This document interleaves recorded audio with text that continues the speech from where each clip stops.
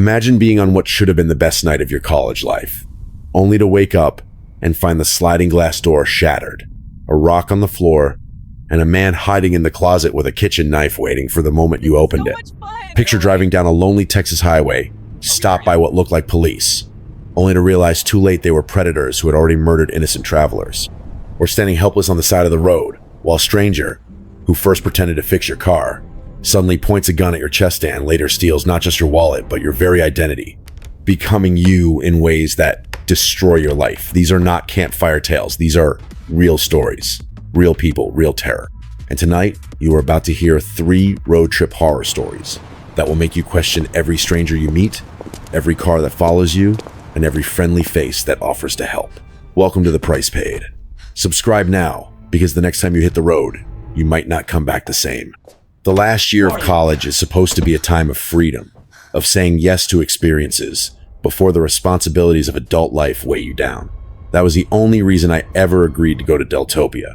I had always avoided those massive campus parties, the kind where thousands of students flood the streets of Santa Barbara until the police practically shut the town down. But it was my senior year, my last chance, and when my friends convinced me to go, I caved. We loaded into Hunter's cramped car, 4 tall guys stuffed shoulder to shoulder, joking and blasting music as if the drive was part of the adventure. The mood was light, and none of us had the faintest clue that by the end of the weekend, we would come dangerously close to tragedy. The chaos of arriving in Isla Vista lived up to everything people had warned me about. Cars circled endlessly with nowhere to park. Parties had already started the night before the official event, and the streets buzzed with energy. Just when it seemed impossible, Hunter's charm won us a miracle convincing a sorority girl to give up her private spot. I don't know, it just feels We laughed about it, grateful for our luck, and headed to his sister's apartment where we had floor space to sleep. During Deltopia, a roof and 4 walls, even if it meant sleeping on carpet, was as valuable as gold. That night, before the main event, we started drinking with his sister and her roommates. The apartment was buzzing, music spilling from speakers, laughter bouncing off the walls. For once, I felt like maybe this whole trip had been a good idea. But then Amir showed up. Amir wasn't invited. In fact, Amir was never really invited anywhere. He was the kind of person who inserted himself into groups, someone everyone tolerated but no one trusted. Loud, insecure, always making everything about himself. He was the shadow you could never quite shake. Hunter had mentioned him before, but none of us expected to see him. We hadn't told him where we were staying. We hadn't even spoken to him about the trip. Yet, somehow, he found us. He slipped into step with us outside a liquor store, as though it had been planned all along. His first words, "Why are you guys so surprised to see me?" sent a chill through me. Because, of course we were surprised, he wasn't supposed to be there. Things spiraled quickly. Amir insisted on coming back with us. And when Hunter reluctantly let him use the bathroom at his sister's apartment, Amir ran ahead and told her outright, "I'm staying here." He lied to her face before walking inside as though he belonged. Hunter was furious. He confronted Amir, told him he wasn't welcome, and demanded he leave. Amir argued, lingered outside the door, tried to worm his way back in. Only after 20 minutes of futile begging did he finally disappear into the night. We laughed it off, but the unease lingered. It wasn't just the intrusion, it was how he found us in the first place. Later, Hunter realized he had once shared his iPhone location with Amir, and Amir had been tracking him the entire time. The next day was everything the festival promised. Thousands of people, music, chaos, the kind of college memory you think you'll hold forever. We partied hard, and for a while, Amir was forgotten. But then something strange happened. Another friend checked his phone and realized Amir's location was showing up right on top of ours. It was as if he was sitting outside the apartment watching. When we noticed, the dot suddenly moved away, fast, like he had been parked close by and drove off as soon as we realized. It was unsettling, but again we pushed it aside. We were drunk, careless, and wanted to keep the mood alive. We convinced ourselves he was just weird, not dangerous. That was our first mistake. Deep into the night, after everyone had passed out in drunken exhaustion, I woke to the sound of shattering glass. At first I thought I was dreaming, but then I saw the glittering shards spread across the living room floor. A massive rock sat among them.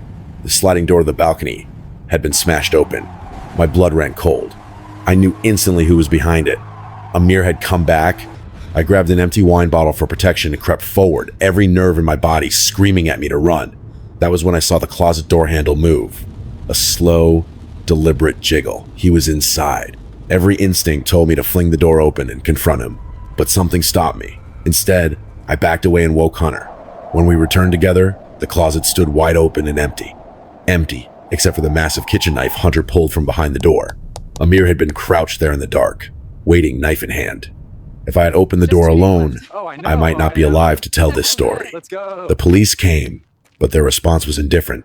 Property damage was common during Deltopia, they said, as if a smashed door and a stalker with a knife was no different than drunken vandalism. We filed a report, but it felt useless. By morning, Amir had vanished. He blocked Hunter, blocked me, blocked all of us. It was like he erased himself from our lives, but that only made it worse.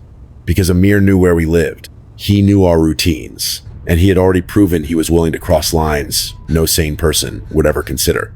Even now, years later, I think about that night, about the scrape of the closet door handle, about the knife, about how close I came to being another nameless victim of an obsessed mind gone too far. And I wonder if Amir is still out there, watching someone else, waiting for the right moment to step out of the shadows. The spring heat in Texas has a way of making the air shimmer, like the road itself is melting into the horizon. That was the backdrop of our trip to Austin. It was meant to be nothing more than a simple day away from base life, a break from the routine of drills and duty. I had just finished basic training a few months earlier and was stationed at an airbase in San Angelo. My closest friends there were Sebas and Kay. We were young, restless, and desperate for something different. When Sebas suggested a road trip, Kay immediately offered to drive her SUV, and within an hour, we were on the highway with music blasting and windows down. It was supposed to be a carefree day. Instead, it became a story that still makes my heart race decades later. We were only about an hour outside the base when Sebas noticed something odd. He asked if we had seen the black SUV that had pulled onto the road right after we passed it. I looked in the rearview mirror and saw it, trailing us at a steady distance. At first, I brushed it off as coincidence. Cars appear on highways all the time. But then Kay switched lanes, just to see what would happen. The SUV mirrored her move. She did it again, and again the SUV followed. That was when the flashing lights came on. Relief came first. We thought it was just an unmarked police vehicle pulling us over. Annoying, sure, but not unusual. Kay pulled to the shoulder, and we waited. But the man who stepped out of the black Tahoe was not like any cop I had ever seen. He wore all black tactical gear, heavy boots, a patch on his arm that I couldn't even read. His face was hard, eyes scanning, body language tense. He didn't approach like a normal officer. Instead, he stood behind our SUV for a long time, watching, analyzing. I felt my stomach tighten. Something wasn't right. When Sebas cracked his window and asked if there was a problem, the man suddenly approached, demanding Kay's license and registration. His tone was sharp, his movements aggressive. Kay handed everything over reluctantly. He didn't respond, didn't explain why he stopped us. He just walked back to the Tahoe and disappeared inside. Minutes dragged by. The silence inside Kay's car was heavy, filled with whispered worries none of us wanted to say too loudly. I remember my training kicking in, that instinct to read details, to process danger. Every part of me was screaming that this wasn't what it seemed. When the man finally reappeared, he wasn't alone. 2 more men stepped out of the Tahoe, dressed the same way, faces unreadable. They didn't approach, they just stood near the rear of Kay's SUV watching us. My pulse hammered in my throat. This wasn't protocol. Real police don't act like predators circling prey. Then came the question that confirmed everything. The man leaned into Kay's window and asked if her father was in the army. He said it casually, gesturing at the military bumper sticker on her car. Kay laughed and corrected him. "I'm the one in the military," she said, then pointed at Sebas and me. Them too. The shift was immediate. His posture stiffened, his eyes flicked to the 2 men behind the SUV, then back to us. A pause stretched out, the kind of silence that feels like the world holding its breath. Then, without another word, he handed back Kay's license. "I'm letting you off with a warning," he muttered. "Drive slower." Just like that, he turned, walked back to the Tahoe, and climbed inside. The 3 men pulled away so fast that Kay hadn't even restarted the engine before they disappeared into the distance. We sat frozen, staring at each other in disbelief. Sebas broke the silence first, insisting those men weren't real cops. They weren't there to enforce traffic laws. They had something else in mind, and it was only the revelation that we were military that saved us. I didn't want to believe it, but deep down I knew he was right. Still, there was nothing we could do but continue driving.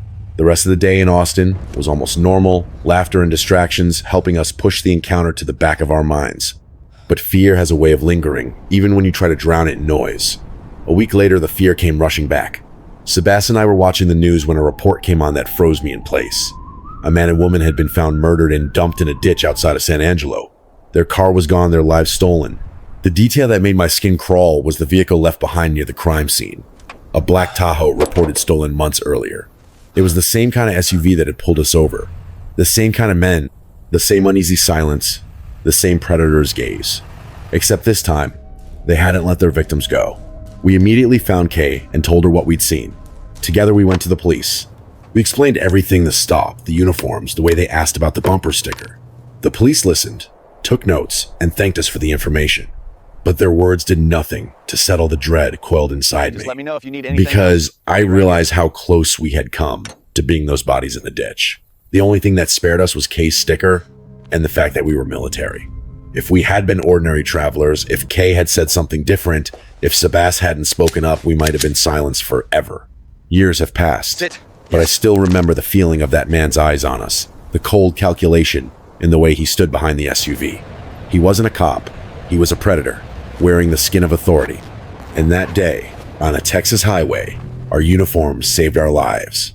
Road trips alone can feel liberating. There is a certain calm in the steady rhythm of tires against asphalt, in the quiet company of your own thoughts, in the long horizon stretching ahead. That was the feeling I had when I left New Jersey for Texas, a trip to visit my parents after years away. I told myself it was overdue, that I needed the time with them. Somewhere in the middle of Arkansas, or maybe Oklahoma memory blurs, when I think back, I pulled to the side of the road. My car had been acting up, coughing and sputtering until I had no choice but to stop. The landscape around me was empty, fields and trees under an endless sky. The road so quiet that my stalled car felt like the only thing alive. I opened the hood and stared at the engine, pretending I knew what I was doing. I didn't. I was killing time, waiting for the courage to admit I'd need a tow I couldn't afford. That was when I heard the rumble of tires on pavement and the crunch of gravel. A white pickup truck pulled up behind me, its front plate missing, its presence sudden and unsettling. A man stepped out, mid-30s, maybe older, though worn in a way that made him look far past his years. Curly hair, an uneven beard, calloused hands. He had the look of someone who worked with tools, a laborer. He reminded me of myself, if I had been roughened by time and hard living.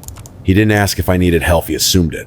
He leaned over the engine without hesitation, his movements confident, his tone calm.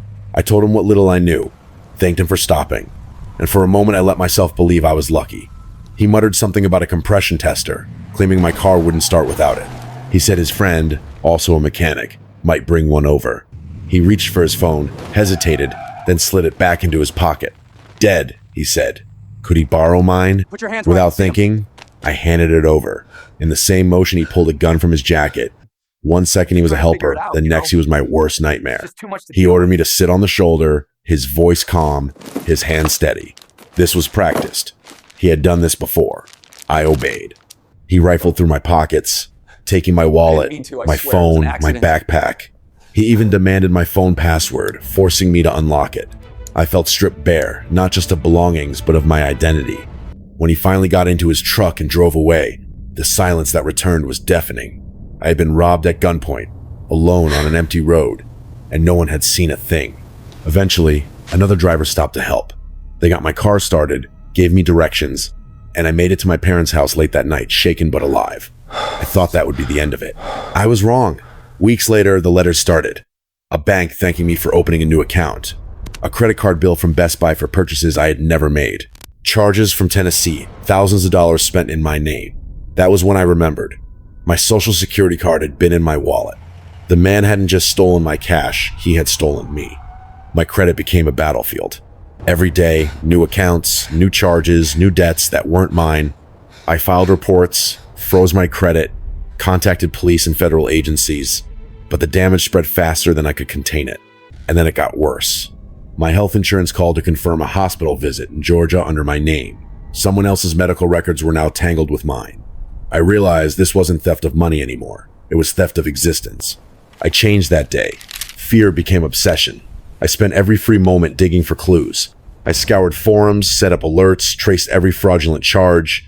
I became a detective of my own life. It was Craigslist that finally gave me a lead. In Jackson, Tennessee, a listing appeared for tools and electronics items that matched the exact charges from that Best Buy card.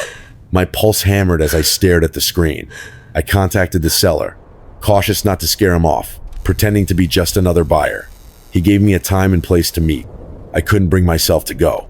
I didn't trust what I would do if I saw him again. Instead, I called the local police and begged them to act.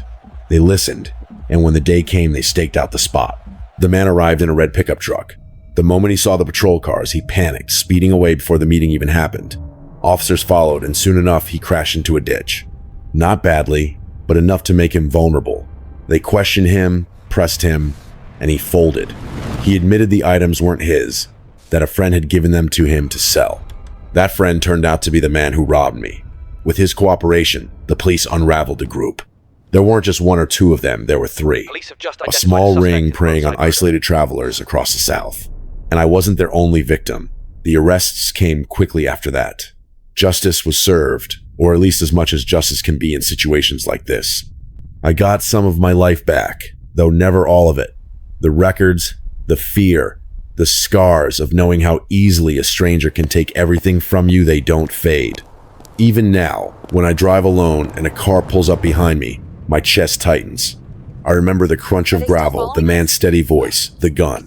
I remember what it feels like to have your entire identity stolen in a single afternoon. And I remember that sometimes survival doesn't mean victory. It just means you live to tell the story. When people talk about road trips, they usually talk about freedom.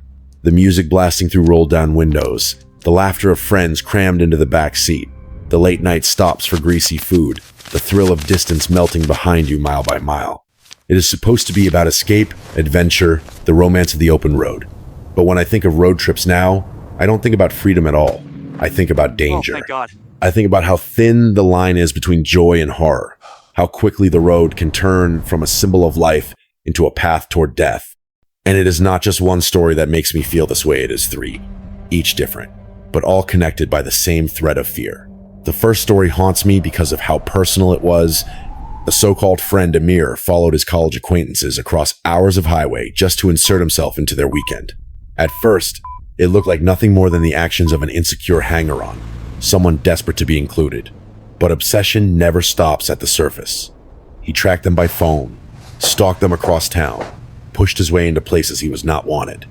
Then, in the dark of night, he shattered his way inside, hiding in a closet with a kitchen knife, waiting for a moment to strike. It is terrifying, not just because of what he did, but because of how close it came to being fatal.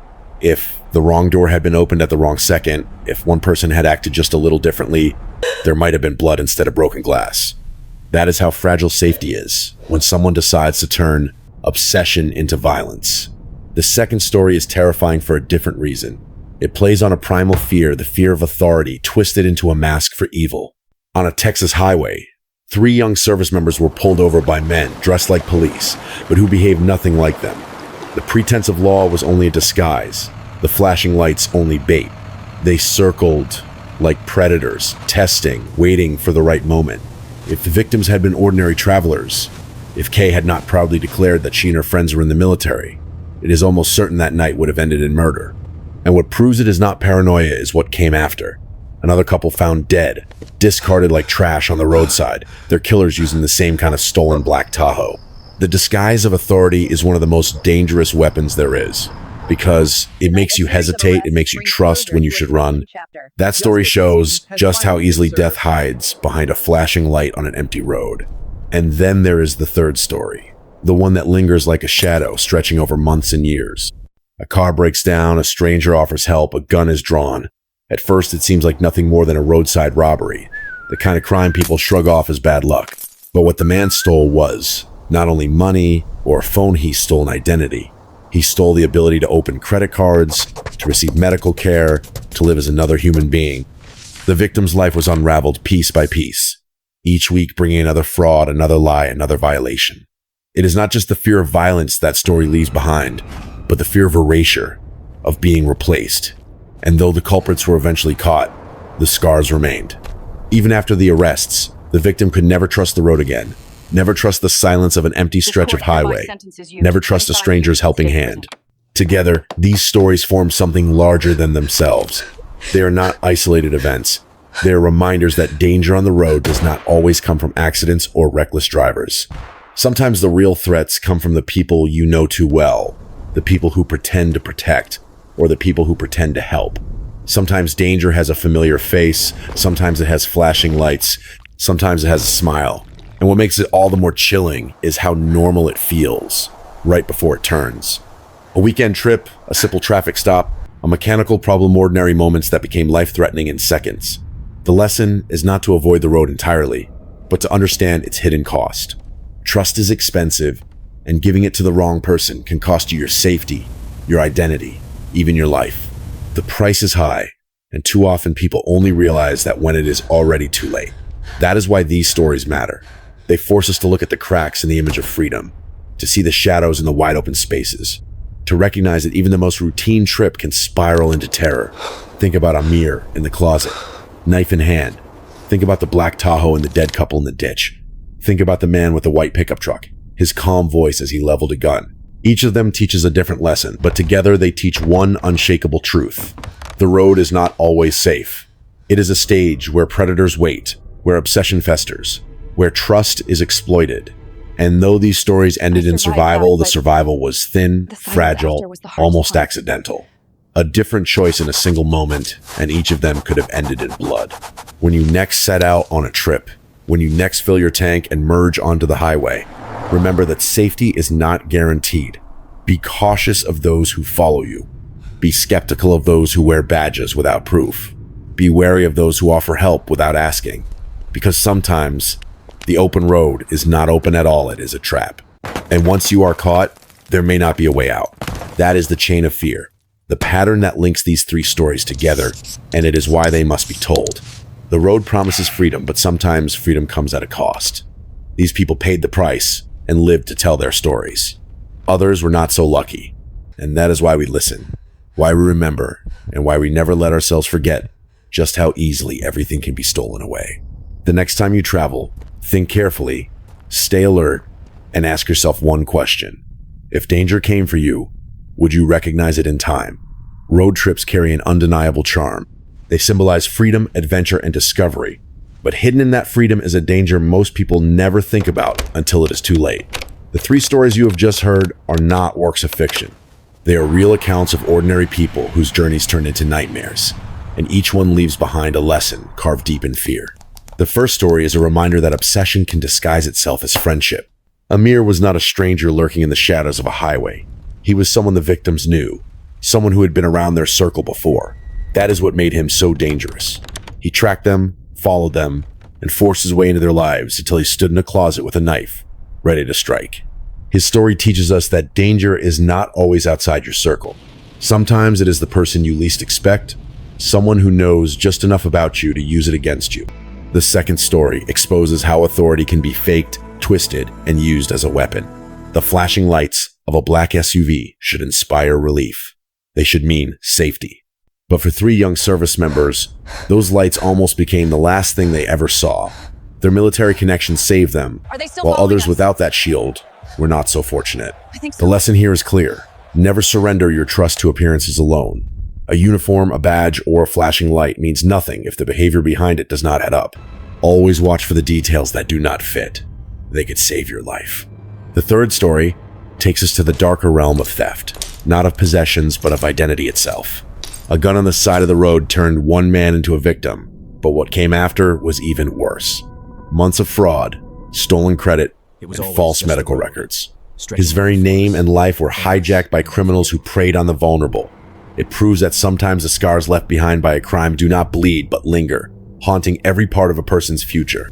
The lesson is simple, yet brutal. Protect your information as if it were your life, because in many ways, it is. Taken together, these stories form a chilling truth about the world we live in. Evil does not always announce itself with warning signs. It waits in the familiar face of a friend, in the false authority of flashing lights, in the helpful smile of a stranger on a deserted road. The victims of these stories survived, but survival came down to chance as much as choice.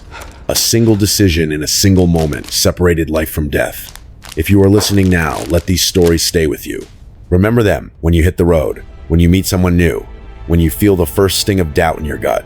Trust your instincts, Protect your privacy. Question everything that feels wrong. The world is not always what it seems, and sometimes the cost of ignoring your intuition is your very life. You have just heard what it means to pay the ultimate price. These survivors lived to tell their stories so we could learn from them. Do not let their lessons go unheard. Subscribe to The Price Paid, because the next story could be yours, and the only way to survive is to be ready.